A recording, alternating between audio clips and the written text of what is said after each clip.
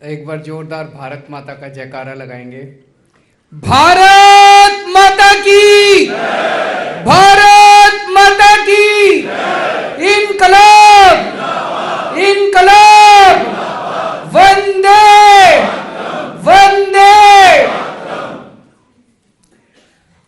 पंजाब के मुख्यमंत्री मेरे छोटे भाई भगवंत मान साहब, मंच पे बैठे हुए सभी नेशनल एग्जीक्यूटिव के मेंबर्स, सभागार में मौजूद हमारे सभी सांसद गण, सभी एमएलएज और सभी नेशनल काउंसिल के सभी मेंबर्स, आप सभी को मेरा नमस्कार, सबको मेरा प्रणाम। हम लगभग 1 साल के बाद मिल रहे हैं और बीच में कोरोना की वजह से भी नहीं मिल पाए थे। आप सबका आज की मीटिंग में बहुत बहुत स्वागत है। ये साल हम लोगों के लिए बहुत अच्छा रहा। आप सब लोगों को बहुत बहुत बधाई, बहुत सारी चीज़ों की।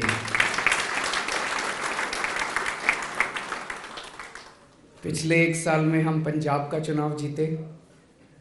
पंजाब का चुनाव जीतने पे आप सब लोगों को बहुत बहुत बधाई। पंजाब की जनता का बहुत बहुत शुक्रिया।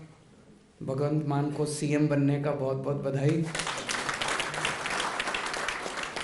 इनके सभी मंत्रीगण, इनके सभी एमएलए, सब लोगों को बहुत बहुत बधाई। गोवा में हमारे 2 एमएलए बने, उन दोनों एमएलए को बहुत बहुत बधाई।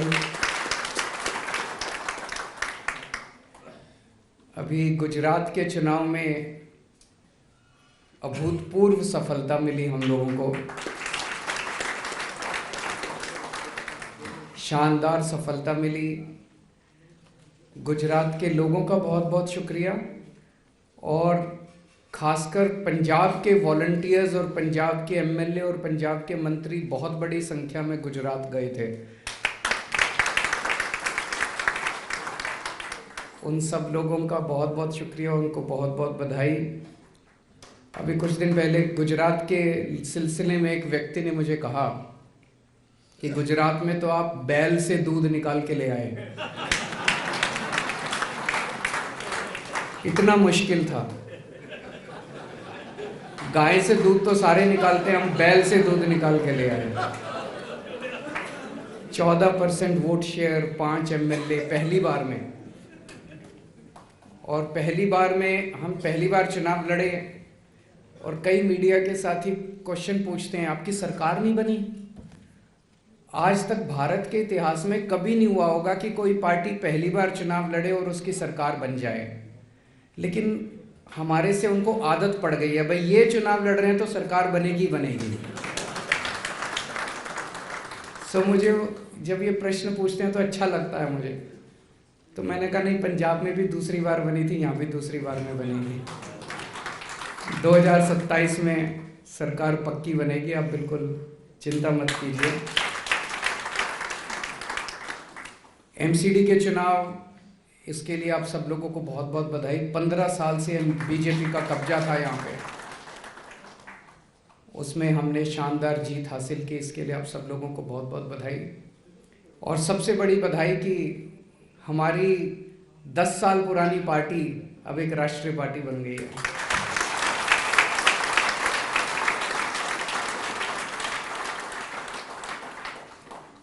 ये भी बड़ी बात है कि राष्ट्रीय पार्टी इतने कम समय के अंदर, शायद हमारी अकेली पार्टी है कि पार्टी बनते ही 1 साल के अंदर दिल्ली में सरकार बन गई। उसके बाद 10 साल के अंदर दूसरे राज्य पंजाब में सरकार बन गई और 10 साल के अंदर हमारी पार्टी राष्ट्रीय पार्टी बन गई। उसका सबसे बड़ा कारण है कि जो हमारी विचारधारा है, जो हमारा काम है, जो हमारी बातें हैं, हम जनता की बातें कर रहे हैं, हम देश की बातें कर रहे हैं। देश की राजनीति में एक तरह से फ्रेश हवा का झोंका आया है। लोग तंग आ गए थे इन पार्टियों से, वही वही बातें, वही वही लड़ाई झगड़ा, वही वही चुनाव होते थे तो ये उसको गाली देते हैं, वो इसको गाली देते हैं। कोई जनता की बात नहीं करता। इसने उसको राक्षस कह दिया, इसने उसको रावण कह दिया, इसने उसको ये कह दिया, आपको इस पे क्या कहना है, इसको जनता बेचारी देखती रहती है टीवी, ये चल क्या रहा है, हमारे बारे में तो कोई बात ही नहीं कर रहा।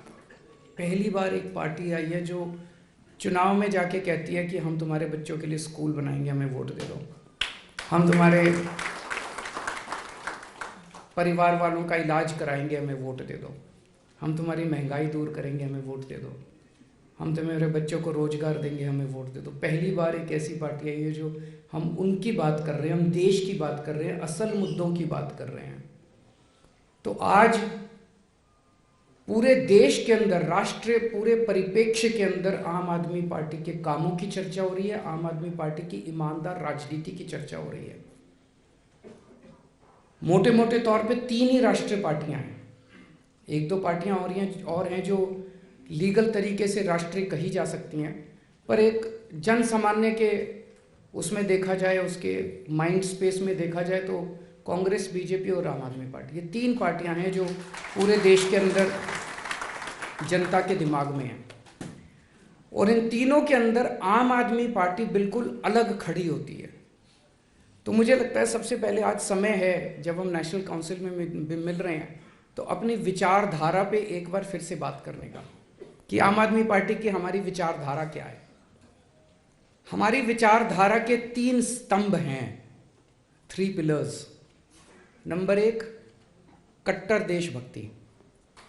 हम कट्टर देशभक्त लोग हैं। ये कट्टर शब्द मैं जानबूझ के इस्तेमाल करता हूं कि मर जाएंगे, मिट जाएंगे, लेकिन देश के लिए सर्वस्व न्यौछावर है, सब कुछ न्यौछावर कर देंगे।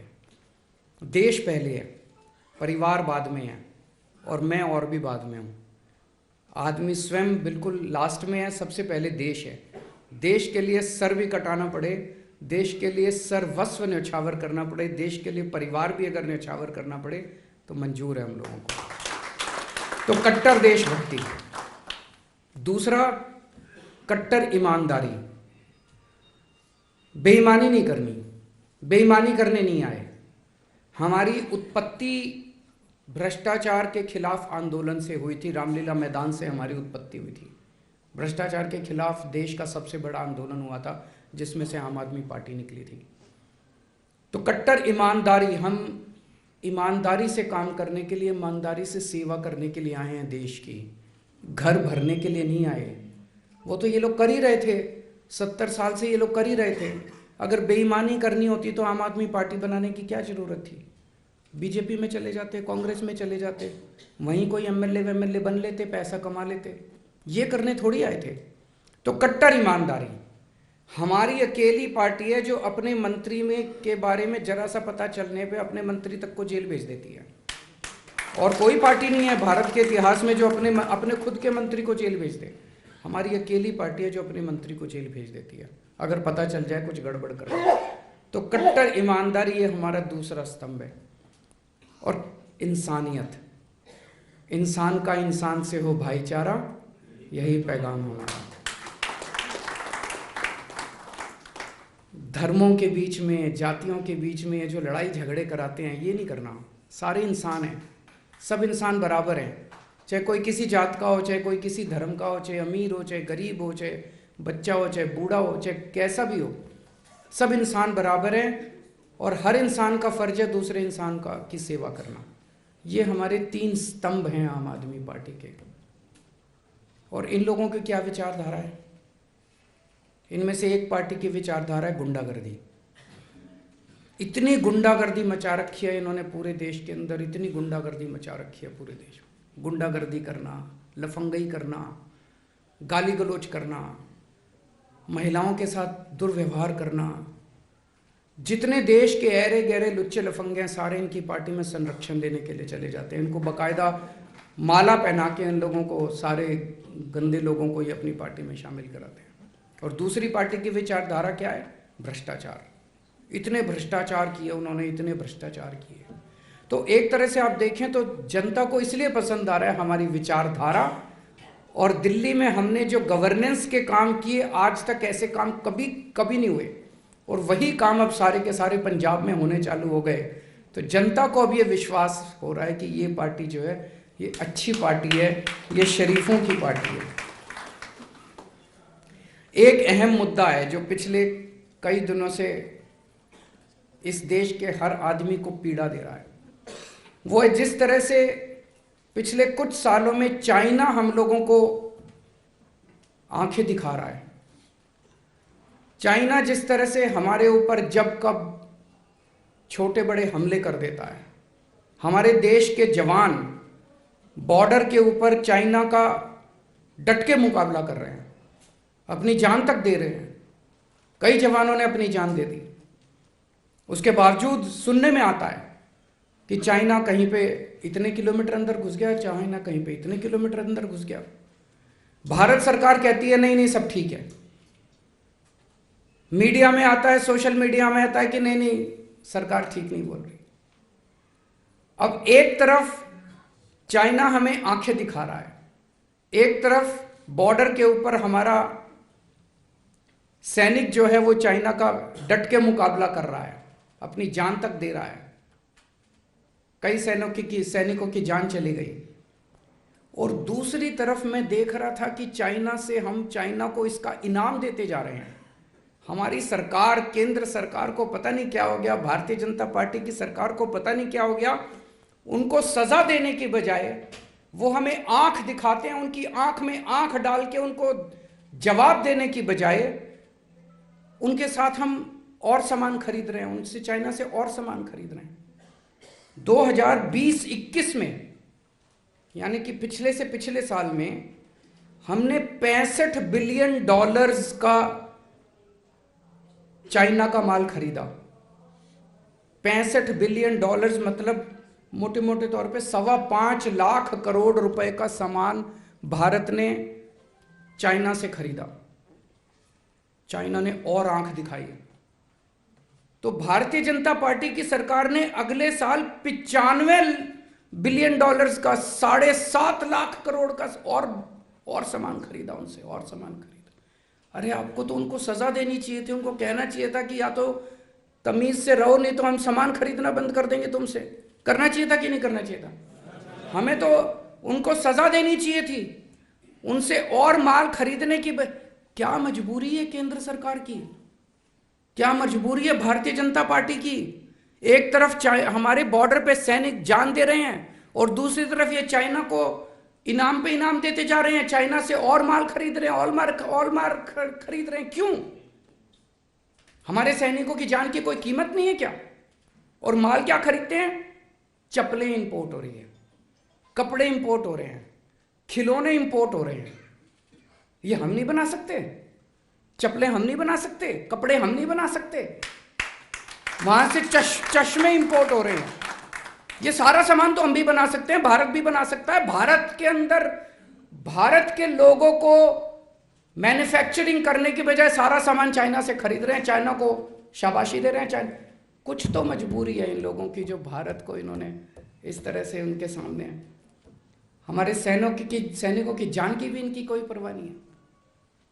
कहते हैं चाइना से माल सस्ता आता है। अरे नहीं चाहिए हमको सस्ता माल, हम भारत का माल खरीद लेंगे चाहे कितने में भी बने। हमारे भारत के लोग जो हैं वो कट्टर देशभक्त हैं, अपने सैनिकों की जान की कीमत है हमारे लिए। हमें नहीं चाहिए चाइना का सस्ता माल। डबल कीमत पे भी अगर हमारे देश के अंदर माल बनेगा, हम डबल कीमत पे खरीद लेंगे अपने देश से माल। लेकिन चाइना से माल खरीदना बंद करो। आज मैं इस मंच के जरिए भारत के लोगों से अपील करता हूं कि चाइना के माल का बॉयकॉट करना शुरू करो। और मैं अपील करता हूं भारत सरकार से, थोड़ा सा दम दिखाओ यार, अपने देश के सैनिकों की थोड़ी सी इज्जत करना सीखो। भारतीय जनता पार्टी से अपील करता हूं, इस तरह से अपने को गिरवी मत रखो, इस तरह से चाइना के सामने अपना सर मत झुकाओ। ये पार्टी जिस तरह से चाइना के सामने सर झुका रही है, भारत पूरा देश को एक साथ लो, एक एक भारतीय चाइना का सामान बायकॉट। और ये आने वाला ये 21वीं सदी है, यहां पे कोई ऐसा नहीं है कि एक देश दूसरे देश की जमीन पे कब्जा कर लेता है। ये सारा इकोनॉमी का खेल होता है, सारा व्यापार का खेल है। जिस दिन हमने चाइना को आंख दिखानी शुरू कर दी और ये $95 बिलियन का इंपोर्ट जो हम चाइना से कर रहे हैं, ये इंपोर्ट हमने करना बंद कर दिया, चाइना को अपनी औकात पता चल जाएगी। $95 बिलियन 7.5 लाख करोड़ कोई कम नहीं होता। और हम अपने देश में क्यों नहीं बना रहे माल? चप्पलें बना सकते हैं, खिलौने बना सकते हैं, चश्मे बना सकते हैं, कपड़े बना सकते हैं। जो जो माल, मैं लिस्ट देख रहा था, सारा माल जो जो चाइना से आया है, और मैंने कई आर्टिकल्स पढ़े, अखबारों में खबर छपी है कि 90% से ज्यादा माल जो चाइना से हम मंगवा रहे हैं, ये सारा का सारा माल इंडिया के अंदर बन सकता है। इंडिया में क्यों नहीं बनाते? इंडिया में इन्होंने हमारे देश के लोगों की हालत इतनी पतली कर दी कि बड़े बड़े उद्योगपति अब देश छोड़ छोड़ के जा रहे हैं। बता रहे हैं पिछले 5-7 साल के अंदर 12.5 लाख लोग भारत छोड़ के चले गए। किसी के पीछे ईडी छोड़ देते हैं, किसी के पीछे सीबीआई छोड़ देते हैं, किसी के पीछे, किसी को काम ही नहीं करने देते। जितने हाई नेटवर्थ इंडिविजुअल्स हैं, हाई नेटवर्थ इंडिविजुअल्स मतलब जिनके पास पैसा है, उद्योगपति है, बड़े बड़े व्यापारी हैं, सब लोग देश छोड़ छोड़ के जा रहे हैं। दुखी हो गए हैं लोग, दुखी कर दिया लोगों के ऊपर फर्जी केस कर करके। जितने चोर उचक्के हैं उनको नहीं पकड़ेंगे, चोर उचक्कों को अपनी पार्टी में शामिल कर लेंगे, चोर उचक्कों को संरक्षण देंगे। और जो ईमानदारी से काम करना चाहता है इस देश के अंदर, ईमानदारी से उद्योग चलाना चाहता है, ईमानदारी से इंडस्ट्री चलाना चाहता है, ईमानदारी से व्यापार करना चाहता है, उसके पीछे ईडी छोड़ देंगे, उसके पीछे सीबीआई छोड़ देंगे। वो बेचारा हाथ जोड़ के देश छोड़ के चला गया। इधर चाइना से हाथ मिलाते हैं, लेकिन जो लोग हमारे देश के अंदर व्यापार कर सकते हैं, उद्योग लगा सकते हैं, मैन्युफैक्चरिंग कर सकते हैं, देश के बच्चों को रोजगार दे सकते हैं, उनके पीछे ईडी छोड़ दी, वो सारे देश छोड़ छोड़। ऐसे देश कैसे आगे बढ़ेगा? आप इस सब की मैन्युफैक्चरिंग लगाओ। पूरी दुनिया के अंदर जितने इंडियंस हैं, भारत के जितने लोग पूरी दुनिया के अंदर, सबको ले आओ इंडिया में, सबको बोलो इन्वेस्ट करो, हम आपको फैसिलिटीज देंगे, हम आपको जमीन देंगे, हम आपको सारी फैसिलिटीज देंगे, इंडिया में आके मैन्युफैक्चरिंग करो। मैं आपको गारंटी देता हूं, हम चाइना को एक्सपोर्ट करना ना चालू कर दें, इंपोर्ट करने के लिए। इंडियंस को तो तुम भगा रहे हो सबको इंडिया से, और चाइना वालों को गले लगा रहे हो, झूला झुलाते हो चाइना वालों को बुला के। अरे शर्म कर लो थोड़ी सी। महंगाई खूब हो गई है। एक आम आदमी इस देश के अंदर महंगाई से बहुत ज्यादा परेशान है। घर का खर्चा चलना मुश्किल हो गया। एक जिम्मेदार सरकार होने के नाते दिल्ली के अंदर तीसरी बार जनता ने हमारे ऊपर भरोसा किया, इतना भारी बहुमत हम लोगों को दिल्ली के अंदर दिया। अब एमसीडी के भी चुनाव जिता दिए हम लोगों को, पहले कभी नहीं हुआ था। पहले क्या होता था दिल्ली के अंदर कि दिल्ली सरकार में एक पार्टी की सरकार बनती थी, वो इतने उल्टे सीधे काम करते थे कि एमसीडी में फिर जनता दुखी होकर दूसरी पार्टी की सरकार बना देती थी। फिर वो एमसीडी वाले इतने दुखी कर देते थे कि फिर दिल्ली में पहली बार ऐसे हुआ कि 3 बार हमारी सरकार बनी और एमसीडी में भी हमारी सरकार बन गई। दिल्ली में हमने जनता को खूब सारी फ्री की सुविधाएं दी है। हमने जनता के लिए शिक्षा फ्री कर दी, हमने जनता के लिए हॉस्पिटल फ्री कर दिए, घर में किसी के कोई बीमार हो जाए तो उसका सारा इलाज फ्री कर दिया, हमने बिजली फ्री कर दी, हमने पानी फ्री कर दिया, तीर्थ यात्रा पे लेके जाते हैं लोगों को। इस वजह से आपको जान के बड़ी खुशी होगी, ये डेटा मैं नहीं दे रहा, केंद्र सरकार की एक रिपोर्ट आई है। उस रिपोर्ट के मुताबिक पूरे देश में महंगाई की दर 7.4% है। पूरे देश में महंगाई की दर 7.4% है और दिल्ली में महंगाई की दर 4% है। पूरे देश में सबसे कम महंगाई, पूरे देश में सबसे कम महंगाई दिल्ली में है। ये मैं नहीं कह रहा, केंद्र सरकार की रिपोर्ट कह रही है। और उसका कारण यही है कि दिल्ली के अंदर इतनी सारी चीज़ें फ्री है। दिल्ली देश का सबसे बड़ा शहर है और हम सोच सकते हैं कि शहरों में नेचुरली महंगाई होती है। आप किसी भी बड़े शहर में चले जाओ तो कहा जाता है ना कि शहर में तो महंगी चीज़ें हैं, गांव में तो सस्ती चीज़ें हैं, शहर में तो महंगी चीज़ें। तो दिल्ली में तो सबसे ज़्यादा महंगी होनी चाहिए थी पूरे देश में। दिल्ली तो देश की राजधानी है, सबसे बड़ा शहर है, सबसे ज़्यादा चीज़ें महंगी दिल्ली में होनी चाहिए थी। सबसे सस्ती दिल्ली है पूरे देश के अंदर, सबसे सस्ती। ये भी एक मॉडल है अपने आप में, दुनिया के लिए मॉडल है। और सबसे में ज़्यादा महंगाई कहाँ है? उत्तर प्रदेश, मध्य प्रदेश और गुजरात में 8% महंगाई है। भारतीय जनता पार्टी के सारे राज्यों में सबसे ज्यादा महंगाई है और दिल्ली में सबसे कम महंगाई है। तो महंगाई कम हो तो सकती है। शर्त एक ही है, आम आदमी पार्टी जैसी एक ईमानदार सरकार होनी चाहिए। बेरोजगारी से पूरा देश बड़ा दुखी है। हमारे बच्चे पढ़ पढ़ के डिग्रियां ले लेके घूम रहे हैं सड़कों के ऊपर, उनको जॉब्स नहीं मिल रहे। इसमें कई सारे एक्सपेरिमेंट्स मनीष सिसोदिया जी भी कर रहे हैं। स्कूलों के बच्चों को ही बिजनेस करना सिखा रहे हैं कि हम अपने बच्चों को जब बड़े हों, डिग्री लेके निकलें, तो वो जॉब लेने वाले नहीं, जॉब देने वाले बने। उसमें समय लगेगा, लेकिन हमारी सरकार ने दिल्ली के अंदर पिछले 5-7 साल के अंदर 12 लाख बच्चों के लिए रोजगार तैयार किए हैं। 12 लाख बच्चों को रोजगार दिया है। अब पंजाब के अंदर पिछले 7-8 महीने में भगवंत मान साहब ने कई सारी नई सरकारी नौकरियां निकाली हैं, कई सारी। और हैं जी 21,000 बच्चों को इन्होंने सरकारी नौकरियां, नियुक्ति पत्र, नियुक्त अपॉइंटमेंट लेटर्स उनके हाथ में दे दिए। तो नौकरियां मिल तो सकती हैं, रोजगार मिल तो सकता है, नीयत चाहिए। नीयत खराब है। अब दिल्ली ने यह दिखा दिया कि महंगाई का भी समाधान हो सकता है, बेरोजगारी का भी समाधान हो सकता है। नीयत चाहिए, अच्छी नीयत वाली सरकार चाहिए। कुछ लोग मेरे से प्रश्न पूछते हैं, आम आदमी पार्टी का विजन क्या है आपका? आने वाले समय में आप आम आदमी पार्टी को कहां देखते हैं, कैसे देखते हैं? आम आदमी पार्टी को लेके मेरा कोई विजन नहीं है, देश को लेके मेरा विजन है। देश को हम कहां देखते हैं?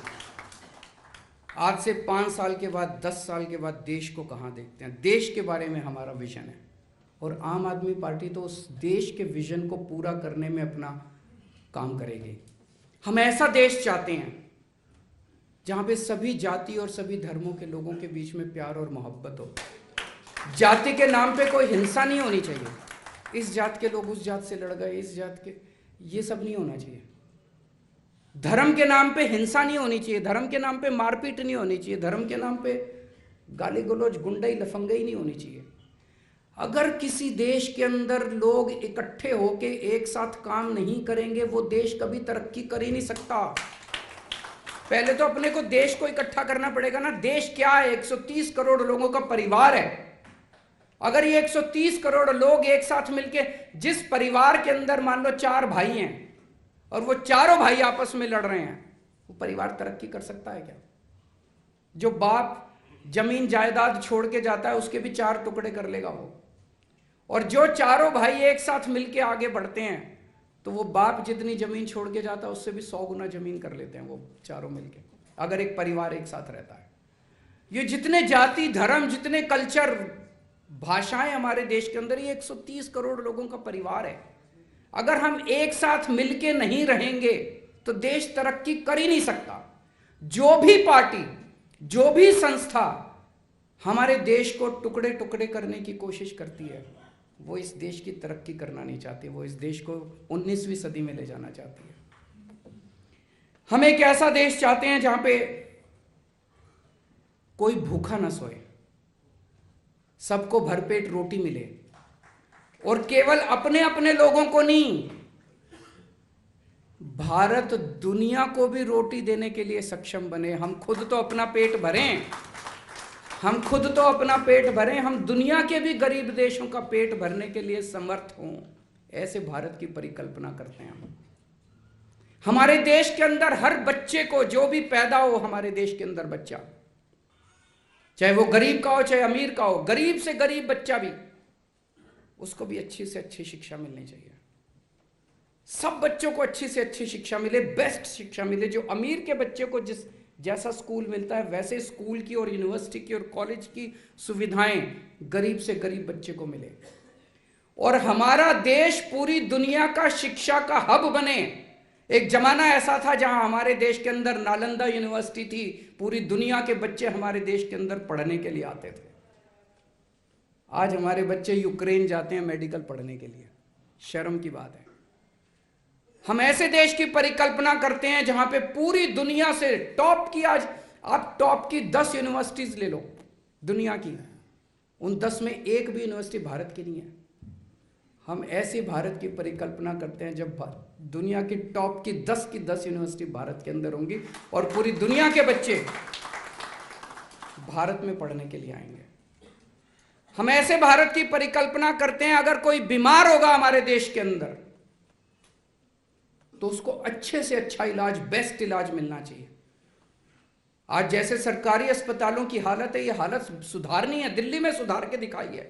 मान साहब अब पंजाब में लगे हुए हैं। पूरे देश के अंदर हमें अब सरकारी अस्पताल ठीक करने हैं, सरकारी सुविधाएं ठीक करनी है, चाहे कोई कितना भी गरीब क्यों ना हो, अच्छे से अच्छा इलाज उसका होना चाहिए। और हम ये केवल भारत के लोगों के लिए नहीं, पूरी दुनिया के अंदर लोग अपना इलाज कराने के लिए भारत के अंदर आए, ऐसे अस्पताल हम तैयार करेंगे इस देश के अंदर। साइंस और टेक्नोलॉजी के अंदर भारत दुनिया का नंबर 1 देश बन सकता है। आज अमेरिका की बड़ी बड़ी यूनिवर्सिटीज उठा के देख लो, जितनी MIT ये सब जितनी है, नासा उठा के देख लो, भारत के लोग भरे पड़े हैं वहां। उनको बाहर क्यों जाना पड़ता है? वो अपने देश के अंदर रिसर्च क्यों नहीं कर सकते? कर सकते हैं। हमारे देश के अंदर इतनी गंदी पॉलिटिक्स है, इतनी, कोई बेचारा रिसर्च में आगे बढ़े उसको टांग खींच के सारे नीचे ले आते हैं। हम अपने देश के अंदर बेस्ट रिसर्च इंस्टीट्यूट्स खोलना चाहते हैं, बेस्ट साइंस और टेक्नोलॉजी के सेंटर्स खोलना चाहते हैं, जो भारत को नहीं पूरी दुनिया को एक दिशा देंगे। मैं इस देश से केवल गरीबी दूर नहीं करना चाहता, मैं इस देश के हर गरीब आदमी को अमीर बनाना चाहता हूं। ऐसे भारत की कल्पना करते हैं हम, और ऐसे भारत को अचीव करने के लिए, ऐसे भारत के विजन को अचीव करने के लिए आम आदमी पार्टी एक जरिया है। जैसा मैंने कहा कि लोग पूछते हैं कि आम आदमी पार्टी का आपका क्या विजन है। आम आदमी पार्टी एक जरिया है, एक व्हीकल है, ये व्हीकल के जरिए हम उस ऐसे भारत की परिकल्पना करेंगे। मैं भगवान से प्रार्थना करता हूँ, भगवान की हमेशा हमारे ऊपर असीम कृपा रही है। जिस तरह से हमने अपनी पार्टी में जो जो अभी तक अचीवमेंट्स किए हैं, वो किसी जादू से कम नहीं है। कभी ऐसा नहीं हुआ कि, मैं हमेशा कहता हूं कि एक MLA बनने में जिंदगी बीत जाती है, लोगों की चप्पलें घिस जाती है, जूते घिस जाते हैं एक MLA बनने में। भगवान ने हमें 1 साल के अंदर दिल्ली की सत्ता दे दी, दिल्ली में सरकार बना दी, 10 साल के अंदर दूसरा राज्य दे दिया। कुछ तो ऊपर वाला कृपा कर रहा है, कुछ तो हमसे करवाना चाह रहा है। मैं ऊपर वाले से का बहुत बहुत शुक्रिया अदा करता हूँ, भगवान का बहुत बहुत शुक्रिया अदा करता हूँ। उनकी इतनी असीम कृपा है। उन्हें भारत को ठीक करने के लिए उन्होंने आम आदमी पार्टी को चुना, आम आदमी पार्टी को जरिया बनाया। मैं भगवान का बहुत बहुत शुक्रिया अदा करता हूँ और ऊपर वाले से प्रार्थना करता हूँ कि ऐसे भारत का विजन, जो हम लोगों ने विजन देखा है, वो जल्द अचीव हो और हम इसी तरह से तन मन धन से देश की और समाज की सेवा करते रहें। आप सब लोगों को बहुत बहुत शुभकामनाएं, बहुत बहुत शुक्रिया।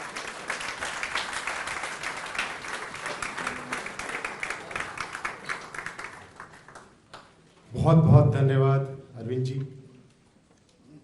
आज पूरी राष्ट्रीय कार्यकारिणी और राष्ट्रीय परिषद आपको विश्वास दिलाती है कि पूरे देशवासियों के साथ मिलकर आपने जो आज एक नए भारत का सपना देखा है, दिखाया है हम सबको, उसको पूरा करने के लिए हम सब आपके साथ हैं, रहें और रहेंगे। अब मैं आगे बढ़ते हुए पंजाब के मुख्यमंत्री श्री भगवंत मान जी को आमंत्रित करना चाहता हूँ कि वो आएँ और हम सबके सामने अपने विचार रखें।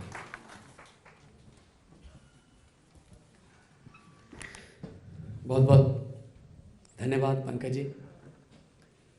आज नेशनल काउंसिल, जैसा कि राष्ट्रीय कन्वीनर अरविंद केजरीवाल साहब ने बताया, काफ़ी देर के बाद मिल रहे हैं। सबको मेरी तरफ से नमस्कार, सत श्री अकाल, प्रणाम। जितने भी इलेक्टेड, जितने भी सिलेक्टेड और जितने भी वर्कर, वॉलंटियर आम आदमी पार्टी की सोच को आगे बढ़ाने के लिए डोर टू डोर करने वाले, हर विंडो तक हमारा मैसेज पहुंचाने वाले जितने भी पहुंचे हैं, सबको नमस्कार, धन्यवाद, शुक्रिया। मेरे ख्याल में जिस किस्म का विज़न हमारे लोकप्रिय और देश की राजनीति को नई दिशा और दशा देने वाले अरविंद केजरीवाल साहब ने जिस किस्म का विज़न दिखाया, उसके बाद बोलना मुश्किल लगता है, क्योंकि उन्होंने दिल से बोला है और जो बात दिल से निकलती है वो असर रखती है। हमने भाषण बहुत सुनते हैं हम दूसरों के भी, लेकिन पता चल जाता है वो दिल से नहीं बोलते। जब दिल से निकलती है बात वो असर रखती है, और दिल के साथ आंखों का भी बहुत मैच होता है। जो बात दिल से निकलती है वो आंखों से भी पहचानी जा सकती है, और आंखें कभी झूठ नहीं बोलती। इसीलिए एम्बेसीज वाले रेटिना लेने लगे हैं अब। ये चीज़ लोग चेंज कर लेते हैं, इस पे तो आप प्लास्टिक सर्जरी करा लोगे, रेटिना चेंज नहीं हो सकता। सो एक बार मैं चाहूँगा एक ऐसी ताली बजनी चाहिए हमारे राष्ट्रीय अध्यक्ष के लिए।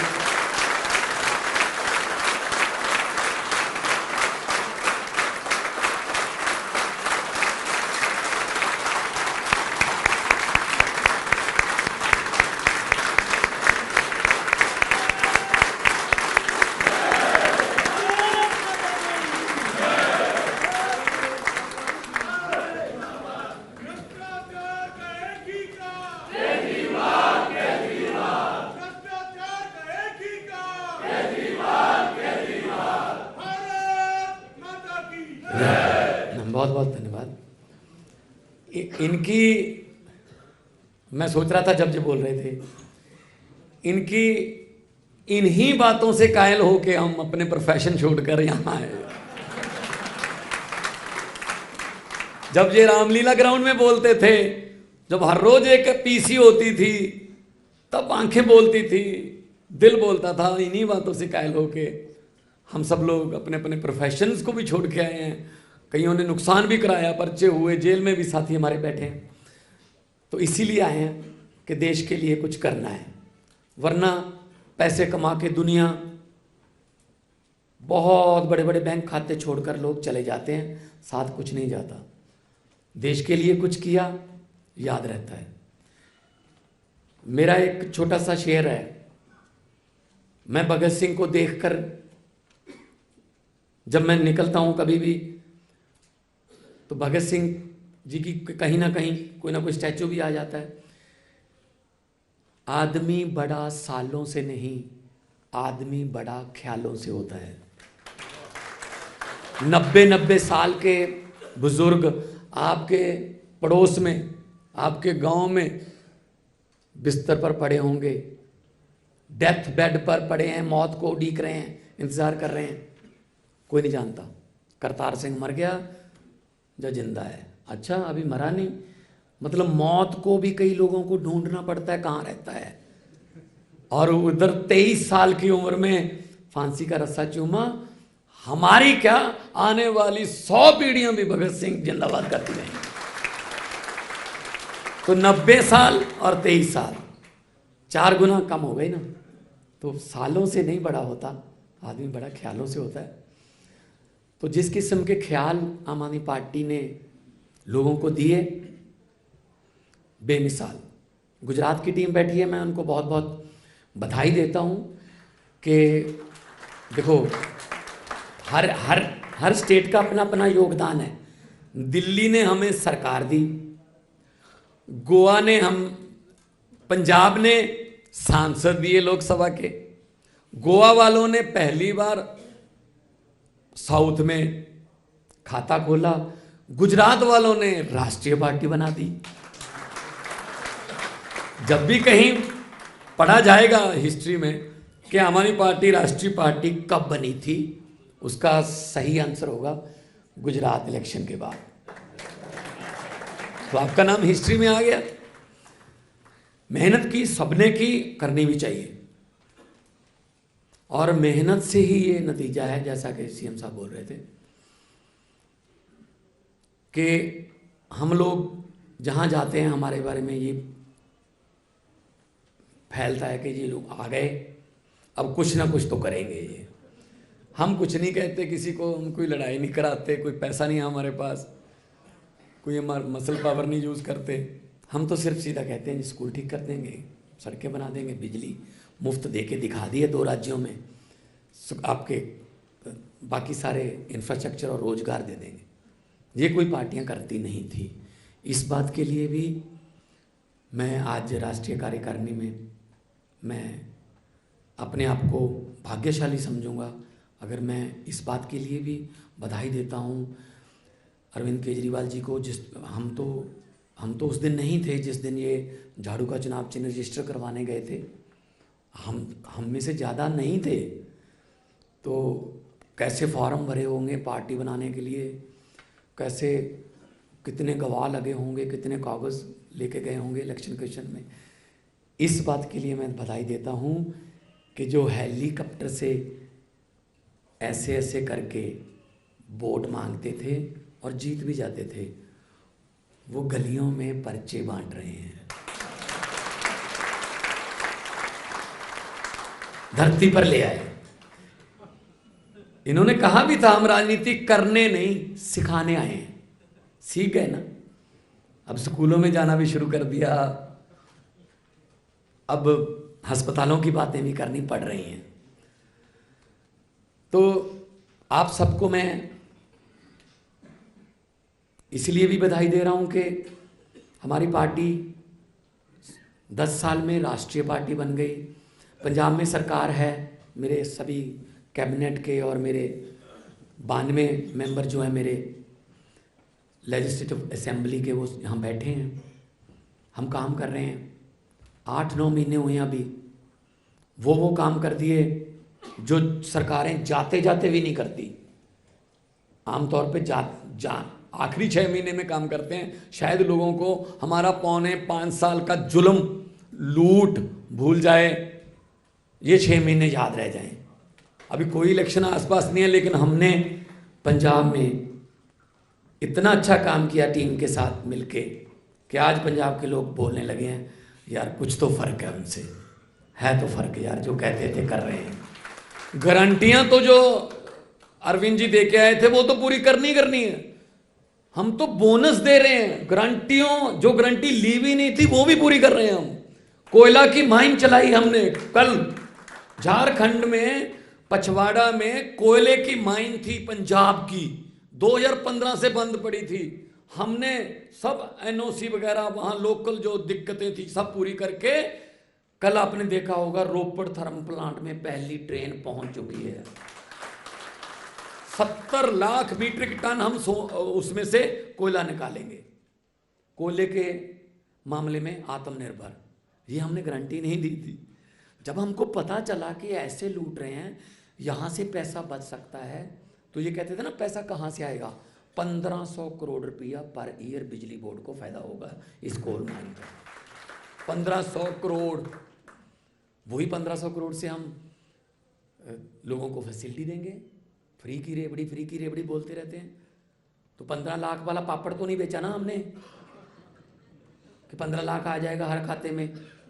अब इनको रेबड़ियाँ याद आ रही हैं, वो इसलिए याद आ रही हैं क्योंकि इससे उनको पता चल गया कि इससे लोग खुश हैं इस बात से। ओल्ड पेंशन स्कीम हमने लागू कर दी। ठीक है, वो मुकर जाएंगे कि हम पैसे नहीं देंगे, ये अपने मुलाजिमों का ख्याल रखना हमारा काम है। बाकी अरविंद जी ने कहा कि पूरी दुनिया के लोग अगर आएँ यहाँ इन्वेस्ट करें, हम नंबर 1 बन सकते हैं। सर उसके लिए पंजाब बिल्कुल तैयार है।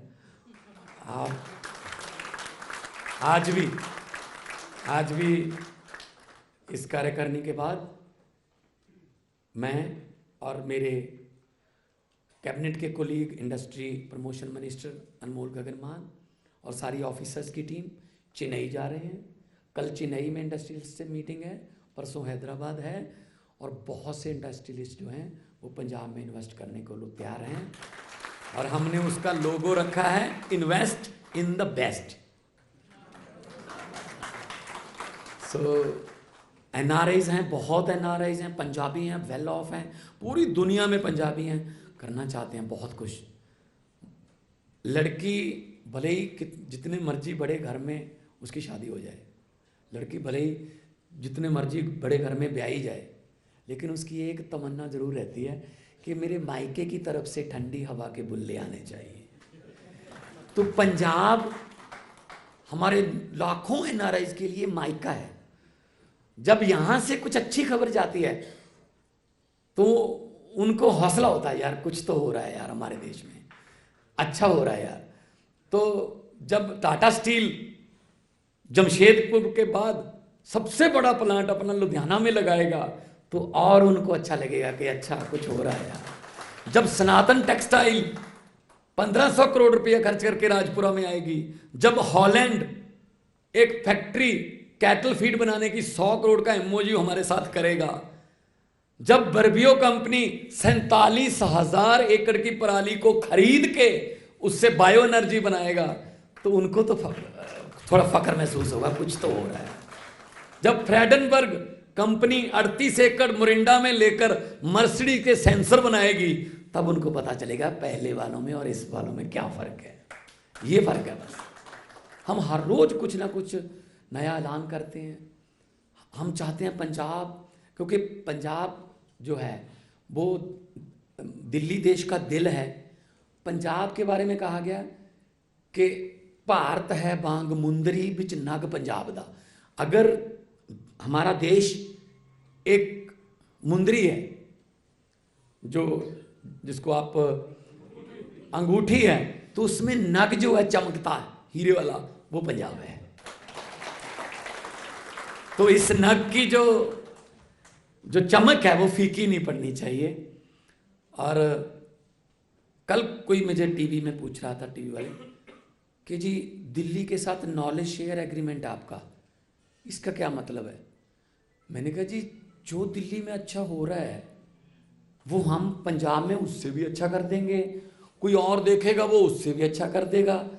हमें कोई ये कॉपीराइट थोड़ी ले लिए, इंटेलेक्चुअल राइट थोड़ी ले लिए कि हम दिल्ली और पंजाब में स्कूल अच्छे करेंगे। हमें तो चाहिए भाई साहब आइडिया ले जाओ, जहाँ मर्जी अच्छे कर लो। जिस दिन ट्रंप की वाइफ ने कहा कि मैंने स्कूल देखने हैं, फिर मोदी साहब ने एमसीडी वाले क्यों नहीं दिखाए? चाबी तो अरविंद केजरीवाल से लेनी पड़ी। उसको पता था ये अच्छे हैं, उसको पता था एमसीडी वाले खराब हैं, इसीलिए लोगों ने कहा यार कि तुमने अपने तो ठीक कर दिए, भाई साहब हमारे वाले भी ठीक कर दो, इसीलिए एमसीडी जीत गए। करेंगे करेंगे करेंगे। पंजाब में हम 117 स्कूल ऑफ एमिनेंस, बहुत कमाल के स्कूल बनाएंगे। मैंने बीसी 32 यूनिवर्सिटियाँ हैं पंजाब में, सरकारी और प्राइवेट। मैंने सभी बीसीज की मीटिंग ली।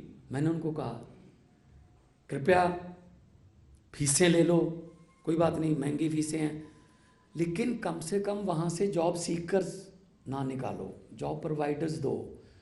आप लोग फीस लेके डिग्री देके उनको यूनिवर्सिटी से बाहर निकाल देते हो, वो हमारे घर के आगे धरना दे के बैठ जाते हैं, टैंकियों पे चढ़े जाते हैं, टावर पे जाते हैं, नौकरी।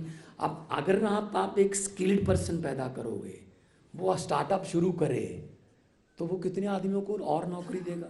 जोमेटो पंजाबी है सर, फरीदकोट का, जोमेटो चलाया जिसने। ओला सानेवाल का है सर, ओला वाला। फ्लिपकार्ट पंजाबी है सर।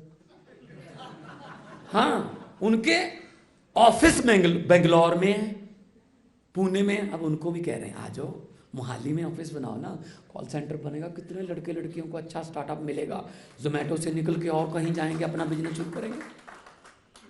इसको हमें मल्टीप्लाई करना पड़ेगा। तो बहुत मान महसूस हो रहा है इस पार्टी में आकर और पार्टी का वर्कर बनकर।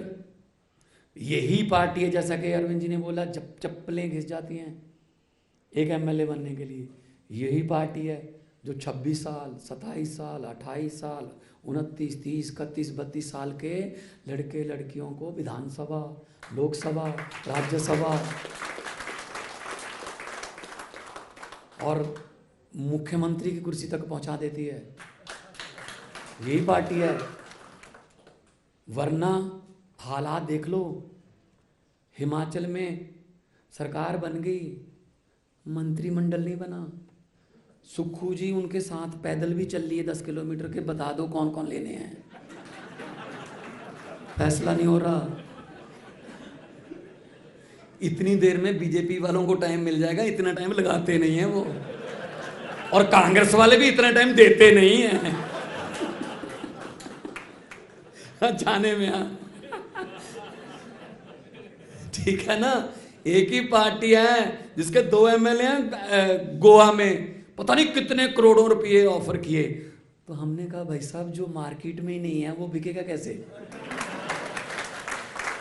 भाई हम मंडी में ही नहीं है, हमें कीमत क्यों लगा रहे हो? हमारी कीमत ही कोई नहीं है। तो Punjab sir gateway of India बनेगा। दिल्ली वालों ने पंजाब को ये बताया कि ऐसे हो सकता है, पंजाब वालों ने दिल्ली का रिकॉर्ड तोड़ा, और अब पंजाब गेटवे ऑफ इंडिया आपके लिए तैयार करेंगे। पंजाब के काम, दिल्ली के काम हम पूरे देश में लेके जाएंगे। हमारी धड़कन में देश है, धड़कन में पंजाब है, और ब्लड टेस्ट करवा लिया जाए तो भी पंजाब नाम के जो सेल हैं बी पॉजिटिव, मेरे ख्याल में हमारा तो पी पॉजिटिव ही आएगा, पंजाब पॉजिटिव। तो हम तो सर पंजाब और देश के लिए खड़े हैं। देश को आज़ादी लेके दी पंजाब ने, सबसे ज़्यादा कुर्बानियाँ 90%। अभी भी अंडमान निकोबार जाओगे सर, नाम लिखे पड़े हैं सर, 95% नाम पंजाबियों के हैं जिनको काले पानी भेजा गया था।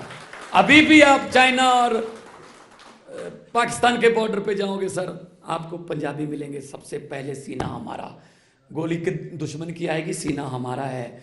तो उस आज़ादी को लेके बचाना भी है, और हमारी बॉर्डर स्टेट है, हर रोज़ कुछ ना कुछ शरारत करते रहते हैं, लेकिन हमारा भाईचारा इतना, हमारी सोशल बॉन्डिंग इतनी मजबूत है कि सर कोई गोली, बम या कोई ड्रोन ये इसको तोड़ नहीं पाएगा। हम इकट्ठे रहते हैं पंजाब में, और इकट्ठे ही रहेंगे। और आप सबको जो भी आज यहाँ पे आए, सबको बहुत बहुत मुबारकबाद, बधाई। मेरा मंत्रिमंडल बैठा है, अच्छा लग रहा है, और दिल्ली का मंत्रिमंडल बैठा है, अच्छा लग रहा है, और एक दूसरे के लिए हमने काम किया। दिल्ली के गलियों में हमने काम किया, गुजरात की गलियों में हमारे कोई ना कोई हमारा पंजाबी जो है इंचार्ज होता था वहाँ पे, और बहुत अच्छा रिस्पेक्ट मिला हमें पंजाबियों को। पंजाबियों का मान, पगड़ी की शान जो है वो गुजरात में हमें देखने को मिली कि लोग कितना प्यार करते हैं पंजाबियों से, और उस शान को और उस मान को हम बरकरार रखेंगे। बहुत बहुत धन्यवाद, बहुत बहुत धन्यवाद।